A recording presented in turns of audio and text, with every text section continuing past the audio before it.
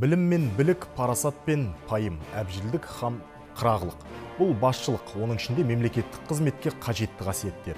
Кез келген мемлекеттің беделі оның мемлекеттік қызметшісіне байланысты болса, ел тізгініне ие болар келер буынның әмбебап болуы заңды. Осы орайда президент Қасым-Жомарт Тоқаев өзінің қызметіне кірісер алдында Қазақстанды дамытуда жастардың қозғаушы әрі шешуші күшке ие екенін айтып, президенттің жастар кадрлық резерві жасақталатынын айтқан болатын. Жастар кадрлық резерві деген не? Және бұл тың бастама не үшін қажет? Ассалаумағалейкум ардақты ағайын, эфирде Ақиқат алаңы.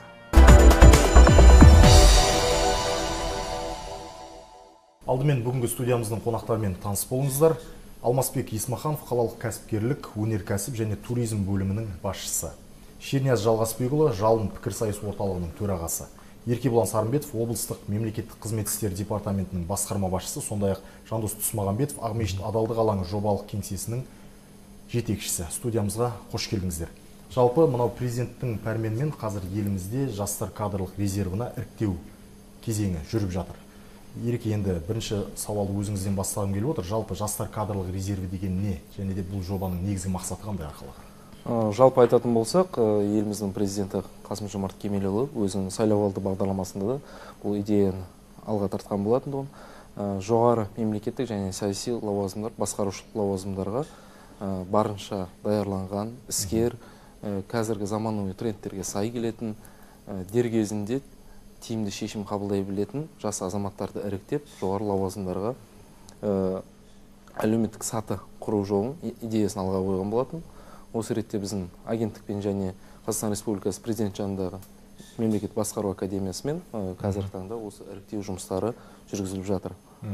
Енді Алмасбек мырза, сіз өзіңіз жалпы мына мемлекеттік қызметте 15 жылдан астам еңбек өтіліңіз бар. Енді сіздің жас кезіңізде, енді ғана осы қызметке кіріскен кезіңізде осындай бір жастарға серпін беретін осындай жобалар болды ма? Ел президент Қасым-Жомарт Кемелұлы биылғы бір ерекше жыл, бұл жастар жылы деп жариялаған болатын тұңғыш президентіміз Нұрсұлтан Назарбаев атынан. Міне биылғы жылы біздің осы мемлекеттік қызметте жүріп, өзін осы үлкен жауапты қызметке сатылап жету арқылы үлкен жобасын қойып отыр. Бұл мемлекеттік президенттік жастар кадр резерві. Жалпы мемлекеттік біз келгенде қазір 15 жылға жуық еңбек өтіліміз бар. Бұндай мүмкіндік болмаған болатын. Қазір міне қазіргі жастарымызға осындай үлкен елге жауапты қызмет жасау мүмкіндігіне мүмкіндік беріп отыр. Осы уақытта ол керемет жоба деп есептейміз. Себебі бұл президенттің жастар кадр резервіндегі қойылып отырған санаттар, яғни үлкен республикада саяси қызметтен аймақтардағы өңірлердегі қызметтердің орны ол өте жоғары лауазым қызметтер. Сондықтан осы кадрлық резервке қатысып жатқан әрбір жас талмай оқып, адал елге қызмет ету бағытында тиісті жұмыстар жүргізеді. Бұл үлкен мүмкіндік деп есептейміз. Сіздердің кездеріңізде болған жоқ? Жоқ, бұндай болған жоқ. Енді Жандос мырза, сіз бұл бастамадан не күтесіз жалпы? Жалпы жастар кадрлық резервінен мынау еліміздегі жаңа буынның қалыптасатынын, және де мына мемлекеттік қызметте парасатты, әділ, осы ұстанымдарында ұстаған жақсы кадрлар топтасады деген ойдамыз. Енді үлкен сыннан көптеген жастар өздерінің бағын сынап жатыр ғой. Енді мына жастар жылы қарсаңында осындай мүмкіндік берген ел президентіне үлкен жастардың да жақсы пікірлерін білдіріп жатыр, алғыстарын жаудыртып жатыр. Сондықтан мынау көрінбей жатқан ауылдағы жақсы кадр мамандарды, облыс орталықтарында жұмыс жасап жатқан мамандарды өздерінің жас мамандар өздерін көрсетуге, сынауға үлкен жаңағы баспалдақ десе болады. Сондықтан үлкен мүмкіндікті біздің сыр жастарда қалыс қалдырмайды деген ойдамыз. Енді осы президент айтты, бұл жобаға әсіресе ауыл жастар көптеп қатысу керек деді. Өйткені олар көбінесе көзге іліне бермейді. Жалпы Шернияз, енді осы облыстың көлемінде өздерінің пікірсайыс клубтарын өткізіп жүрсіңдер, жалпы облыстың жастарымен етене байланыстасыңдар. Жалпы ауылдағы жастар бұл жобаны қалай қабылдап жатыр? Біз енді Жалын облыстық пікірсайыс орталығы болғандықтан кейін облысты қамтуға жұмыс жасаймыз. Облыста түрлі семинар, тренинг, спикерлік бағыттағы тренингтер жүргізіп жатамыз. Байқалатын дүние облыстағы аудан жастары болсын, ауыл жастары болсын, қалалық жастары деп қарастыратын болсақ, иық теңестіретіндей білім саласынан, ғылым саласынан болсын, тең қабылданады, тең саналады. Және де бұл бастамаға ауыл жастары атсалысады деген сенімдеміз. Яғни ауыл жастарда бұл дүниеден қалыс қалып жатқан жоқ, бәрібірдей атсалысып жатыр. Шыны керек, енді біз мынау жас келсе іске деп тәмсілдегенімізбен көбінесе жастар жақсы бір жайлы орындарға отыра бермейді. Өйткені енді ғана оқуын бітіріп келіп жатқан жастың көбінесе жұмыс өтілін сұрайды көп жерлер.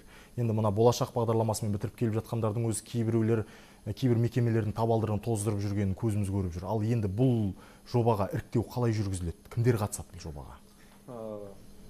Жобаға қатысушылардың талаптарына келер болсақ, негізінен Қазақстан Республикасының азаматы болу керек, жоғары білімді, 35 жастан аспаған және жалпы еңбек өтілі 5 жылдан кем болмау керек. Осы талаптарға сай келетін азаматтардың барлығы тиісті тұлғалардан ұсыным хатын алып, бұл жобаға қатысу мүмкіндіктеріне ие болды. Енді бұл жоба жастарға, соның ішінде жас мамандарға не береді деп ойлайсыздар, Жандос мырза, Алмасбек мырза? Жалпы мен ойлаймын, бұл жерде елге көрсетілетін қызметтің, мемлекеттік қызметтің сапасын одан әрі арттырып, жаңа тұрпатты жастардың дамыған 30 елдің қатарына ену бағытындағы алға қойған мақсаттар мен міндеттерді жүзеге асыруына өзінің үлкен үлесін қосады деп есептеймін. Жандос мырза, сіз ше? Енді жаңағы бұл кадр резервтің де негізі мақсаты осы елде әрмен қарай дамушы мемлекеттердің қатарына ілгерілету бағытындағы шаралардың бірі деп санаймын. Сондықтан мұнаға осы кадр резервте ертеңгі таңдалған арнайы жас мамандар тобы енді осы елімізді әлемде экономикасы мықты дамыған, әлеуеті жетік меңгерген үлкен мемлекетке айналдыруға, сонымен қатар жаңа инновациялық бағыттарда жаңа қозғалыстарды үлкен мынау қалыптаспай жаңағы қордаланған мәселелерді шешудегі үлкен бір механизмді жүзеге асыратын бір үлкен жас мамандар тобы десе айтуға болады. Енді бұндай тәжірибе шыны керек мынау Ресейде, ақш-та және де Кореяда қолданылған екен. Енді осы әлемдік тәжірибені қазір енді біздің елімізде енгізіп жатыр. Ал енді біздің жастарымыз дайын ба бүгінгі қоғамды өзгертуге? Қалай ойлайсыздар, Алмасбек мырза? Жалпы болашақ жастардың қолында дейді ғой. Әрине біздің жастардың барлығы жаңағы дайын емес деп айта алмаймыз. Дайын. Өйткені қазіргі таңда біз дамыған технологияда өмір сүріп жатырмыз. Соны қазіргі 91 жылмен қазіргі кезде салыстыруға мүлдем келмейді. Өйткені қазіргі ақпаратыңыз ертең ескіріп қалып жатыр. Сондықтан қазіргі біздің жастарымыздың ой өрісі, алға деген мақсат міндеті, жоспарлар өте жоғары. Сондықтан мен ойлаймын, жастарымыз бұған дайын. Себебі бұл жерде де жаңағы президенттің жастар кадр резервіне қойылып отқан талаптың өзі 5 жыл еңбек өтілі дейді. Бұл жерде мемлекеттік қызмет не деп бөлмеген. Яғни біздің осы жастар кадр резервіне ілінетін интеллектуал жастарымыз бар, дайын бар деп есептеймін. Жалпы, Шернияз, қалай ойлайсың, бүгінгі елдің даму динамикасына жастар қаншалықты тың леп әкеле алады? Жалпы, бұл бастамаға жастар 100%-ға дейін өз тарапынан жақсы жақсы жауап бере алады. Өткені неге? Қазақта бір сөз бар ғой, заманың түлкі болса, таз болып шал деп. Бұл жерде бәсекелестікке қабілеттілік болсын, жалпы жаңа технологияларды игеру болсын, көптеген салалар бойынша үлкен баяғы адамдарға қарағаннан көрі жастардың игеру қабілетлі басымдырақ. Сондықтан бұл шешім өте оң. Жастар өз кезегінде бұл сенімді ақтап, межелеген ойдан шығады деген ойдамыз. Яғни даму қай саласында болмасын, ғылым болсын, спорт, мәдениет болсын, қай саласында да жастардың алатын орны ерек, жастар өз кезегінде жақсы жұмыс жасап жатыр деген. Енді Ереке, бұл жастар кадрлық резервіне ілігу үшін бәсеке өте күшті екенін білеміз. Жастар кадрлық пулында небәрі 300 ғана орын бар. Енді осы 300 таңдалған жас болашақта нақты қандай қызметтерге тағайындалуы мүмкін? Министрлер бірінші кезекте, одан кейін орталық атқарушы органдардың жауапты хатшылары мен аппарат басшылары, комитет төрағалары, өңірлерді алатын болсақ, облыс әкімі орынбасарлары, облыстың орталығы болып табылатын қала әкімі және аудан әкімдері, облыс әкім аппаратының басшысы сияқты лауазымдарға бос лауазым қалыптасқан жағдайда осы президенттік жастар кадр резервіне іріктеліп алынған азаматтардың арасынан кандидатуралар қаралатын болады. Енді сіз айтып отырған қызметтердің көбісі мына атағынан ат үркетін қызметтер ғой. Енді сол жас мамандарды ол жерге апарып қоя салсақ, ол өмірлік тәжірибе жоқ, басқа жоқ, ол қалай болады? Сол үшін де айтатын болса, сол үшін де іріктеу кезеңдеріне қарайтын болса, ол 5 кезеңнен тұрады. Жалпы бірінші кезеңде үміткерлердің қабілетін тестілеу, одан тестілеуді верификациялау, одан үшінші кезең үш сатыдан тұрады, өзі жобалық жұмыстарын, эссесін бағалау, одан кейін ұлттық комиссияның мүшелерімен әңгімелесу сияқты кешенді үлкен күрделі кезеңдерден тұрады. Сол үшін де 35 жасында меже қойылуы, кем дегенде 5 жыл еңбек өтілі қойылды, осы тағайындалатын лауазымдардың атқаратын, сол лауазымдарға жүктелген функционалдық міндеттердің ауырлығын, күрделілігін ескере отырып, осындай талаптар қойылған. Енді Жандос мырза, жалпы біз бүгінде ел тұтқасы дейтін жастар деп кімдерді айтып жүрміз? Жалпы еңбеккер жастарды ма, жоқ ғылымға ден қойған жастарды ма, белсенді жастарды ма? Біз кей кезде жастар деген кезде бір флешмобтарға қатысып, қоғамдық шараларға қатысатын ат төбеліндей төбе көрсетіп жүрген жастарды ғана айтып жүрген сияқтымыз. Жалпы ертеңгі ел тұтқасы болатын жастар деп сіз кімді айтасыз өз басыңыз? Жалпы ең бірінші ондай жастар патриот, өзінің елдің жаңағы азаматтық позициясы бар, өзіндік ойы бар, қалыптасқан, іскер, білімді жасты біз елдің сенімін жаңағы тапсыруға, беруге болатын жас айтуға болады. Енді көп жағдайда мынау қазір жастарды екіге бөліп қарасақ болады, енді шығармашылық бағытта жастар, ғылыми бағытта жастар деген сияқты. Бірақ енді қазіргі кезде әрине білім бірінші орында болу керек. Екінші ол азаматтың сол кәсіби білімінде өзі шыңдалу керек. Мысалы, көп жағдайда жастар бір мамандық таңдайды да, ол бойынша жұмыс өтілдері болмай, жұмыс таппай жатса, екінші мамандыққа, ол болмай жатса, үшінші мамандық оқып жатады. Бірақ сол өздерінің қалаған бірінші мамандықтар бойынша ізденістердің болмаса жаңағы жоқтығынан осындай түрлі мамандық иелері атанып, сонда мынау көптеген уақыттарын жоғалтып, сол нақты кәсіп білікті маман ретінде дұрыс қалыптаспайтын жастардың ортасында бар. Сондықтан алдағы мынау жастар резервтен шыңдалған біздің жастарымыз осындай үлкен жаңағы реформаларды, жақсы бір жаңа идеяларды бір түткі болып осындай жүзеге асырады деген біз ойдамыз. Енді қазіргі кезде мәселен қазір елде көп қой реформа. Бір басшы келеді, мысалы өзінің жаңағы алған шетелдік тәжірибелерін енгізе отырып, біздің жаңағы дайындығымызға қарамастан сол салаға енгізіп жатады. Әрине артық оңқылықпен жаңағы әрі қарай зерделеу жұмыстарының аздығынан жаңағы мәселені туып жатады. Сондықтан талап өте жоғары. Сондықтан осы талаптан шығатын жастар бір легі қалыптасады деп біз ойлаймыз. Енді Еркебұлан мырза, қазіргі таңда резервке іріктеу қай сатыда өтіп жатыр? Нешінші кезең өтуде? Жалпы облыстан қанша адам қатысты бұл жобаға? Облысымыздың, өңіріміз бойынша жалпы 300-ға жуық азаматтар осы іріктеу кезеңіне құжаттарын тапсырып, іріктеу кезеңіне жолдама алған болатын. Одан бірінші кезеңнен өткен, сүрінбей өткен азаматтар верификация, тестілеуді верификация деп аталатын екінші кезеңнен біздің 10-ға жуық азаматымыз өтіп, қазіргі үшінші кезеңінде ол азаматтар Нұр-Сұлтан қаласына барып, өздерінің эсселерін, жобалық жұмыстарын ұсыну және одан кейін эксперттік комиссиямен әңгімелесу сатысына қазір үшінші сатысы жүріп жатыр кезеңі. Енді Алмасбек мырза, сіз жалпы Шиелі ауданында, сонымен қатар қаламызда біршама қызмет атқардыңыз. Енді осы аймағымыздағы жалпы жастар саясатының дамуын сіз қалай бағамдайсыз? Жастарға қандай қажетті қолдаулар көрсетіліп жатыр қазіргі қоғамда? Жалпы жаңа айтып өттік қой, биылғы жыл жастар жылы деп жариялағанмен де, сонау тәуелсіздік алған жылдан бастап елбасымыз, тұңғыш президентіміз Нұрсұлтан Әбішұлы үнемі көңіл бөліп келе жатыр. Дұрыс, бастапқы кезде жаңағы біз жастарымызды, көбісі жастарды жаңа айтқандай біздің болашағымыз деп атап өттік қой.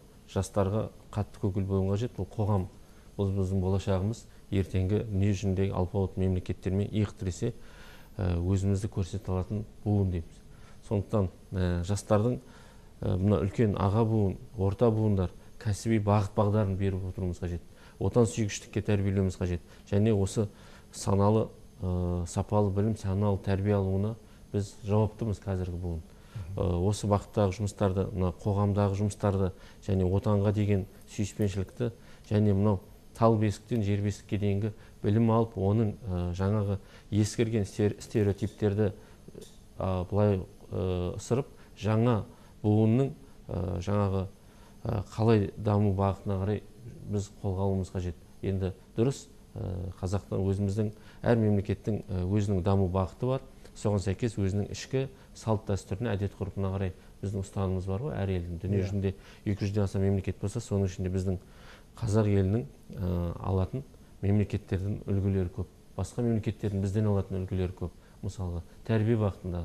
Міне, осы тәрбие бағытына және білім мен ғылымға, осы экономика, индустрия, инновацияға қатты көңіл бөлсек, біз алпауыт мемлекеттермен иық тіресе, біз халқымыз аз болса да, жеріміз кең болса да, халқымыз аз болса да, біз бәсекеге қабілетті бола аламыз. Осы жастардың бірінші кезекте елге, жерге деген отан сүйгіштік, мынау менің елім, менің жерім деген жүрегіне ұялата білу, оның барлығы тәрбиеге байланысты. Тәрбие ол отбасынан басталады. Ұяда не көрсең, ұшқанда соны ер дейді. Сондықтан біздің қазақтың әрбір отбасын алып қарасаңыз да, үлкен мемлекет әр отбасы. Сол мемлекетте берген тәрбие ол ары қарай осы біздің елдің дамуына өз үлесін қосады. Сондықтан тәрбиеге көңіл қатты бөлуіміз қажет. Енді Шернияз, жалпы бүгінде аймақтағы жастардың әлеуметтік жағдайын көтеретін, рухани тұрғыда оларды дамытатын қандай жобалар бар? Осы Жас отан жастар қанаты тарапынан істеліп жатқан. Бізде жалпы қай кезде де болмасын мемлекет тарапынан жастарға қашанда көңіл бөлініп, мүмкіндіктер жасалып жатыр. Оның бір дәлелі осы кадрлық резерв, жастар жылы дейміз, келесі 2020 жыл волонтерлық жыл деп жатыр. Қолдаулар көп. Енді біздің тікелей облысымызда жасалып жатқан жұмыстарға келетін болсақ, Жас отан жастар қанаты кез келген жастармен ашық алаңда жұмыс жасайды. Ол рухани кештер болсын, ол басқадай бағыттарда, мәселен нақтырек айтатын болсақ, қазір бізде Жас отан жастар қанатында еріктілер мектебі жобасы жасалынып жатыр. Оның ішінде жалпы айтқан кезде оқыту курстары өте қазіргі біздің қоғамда құнды ғой, өте қымбат бағада, ал бізде Жас отан жастар қанаты бұл тарапта барлығын тегін ерікті жастарды оқытатын мектеп жұмыс жасап жатыр. Сол секілді түрлі бағыттарда бізде Жас отан жастар қанаты жұмыс жасайды. Енді Жандос мырза, сізге бір сұрақ қойғым келіп отыр. Жалпы қазіргі кезде біз жастардың бір санасын, жастарымыздың санасын тұрмыс билеп кеткен жоқ па? Өйткені қазір кез келген ата-ана болсын, өзінің баласын жаңағы шенеунік болғанын қалайды, болмаса министр болғанын қалайды, депутат болғанын қалайды. Енді кезінде біз Абайдан тәлім алмай жатқан сияқтымыз. Өйткені Абай айтады, баламды медресеге білдеп бердім, шен алсын, шекпен алсын деп бермедім дейді. Жастардың санасын бұзып алған жоқпыз ба жалпы? Әрине, онымен жастардың ата-аналарында бұл жерде қателік шығар. Сонымен қатар жас маманды бірденен барлығы ата-ана да өзі қолынан келмесіне қарамастан сол басшылық құрама барлығы да жаңағы сынағысы келеді. Бірақ оның кәсібілігі, біліктілігі, сол саладағы мәселелердің игеруі, жалпы жаңағы менеджмент дейді ғой, басқарудың менеджментін біле білмесіне қарамастан, сол басшылық құрамға көп жағдайда орнатын жастар баршылық. Оны біз жоқ деп айта алмаймыз, бар ондай жастарда.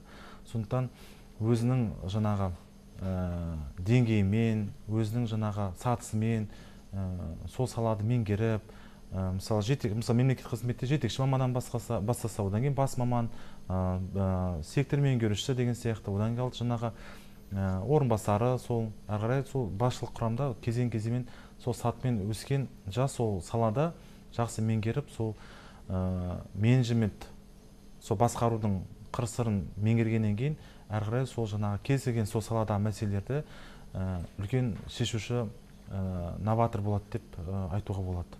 Сондықтан айтып өтейін, мысалы жаңағы айтып өтті ғой, тұңғыш президент елбасы Нұрсұлтан Әбішұлы осы жастардың білім алуына, сонау 93 жыл тоқырау заман болып жатқан кезде қалай болады, болашағымыз қалай болады деп жатқан кезде ең алғашқы қолға алып болашақ бағдарламасын қабылдаған болады.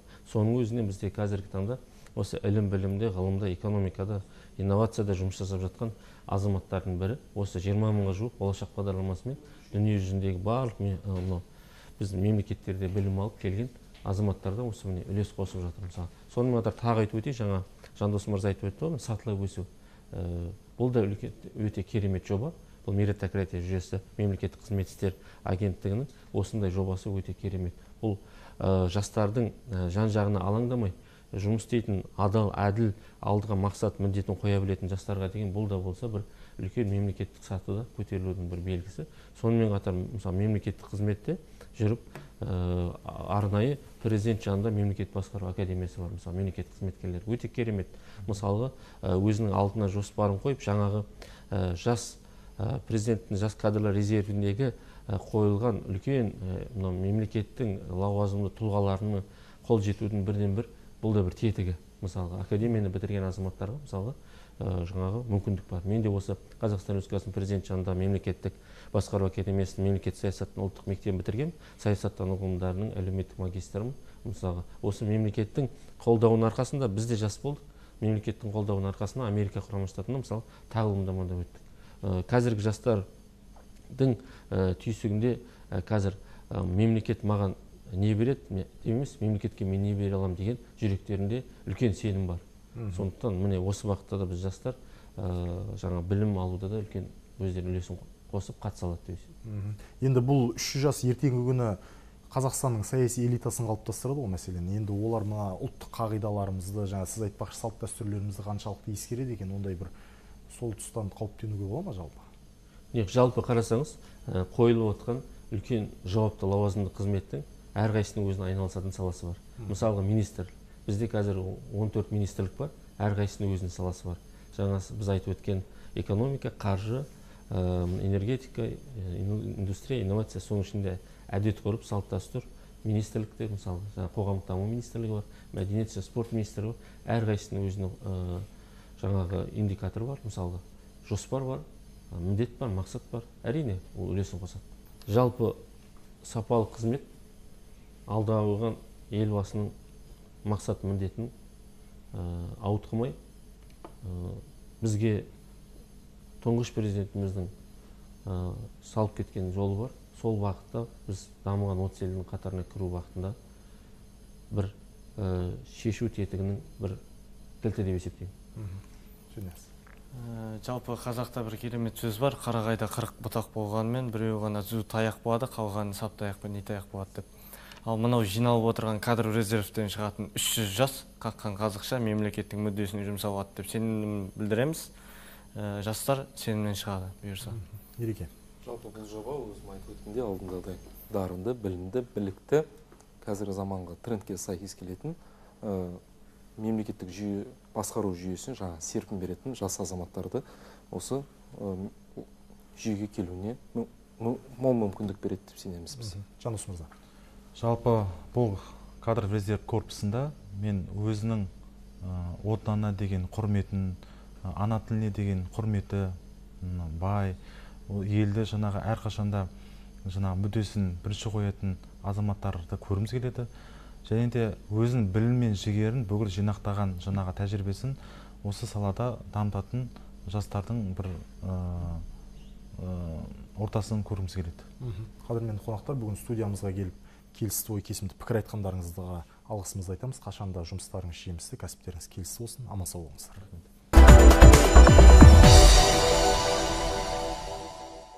Президенттің жастар кадр резервін құру бір күнде пайда болған дүние емес. Айта кету керек, бұған дейін де елімізде құқық қорғау органы саласында осындай тәжірибе енгізіліп, өзінің жетістігін де берген.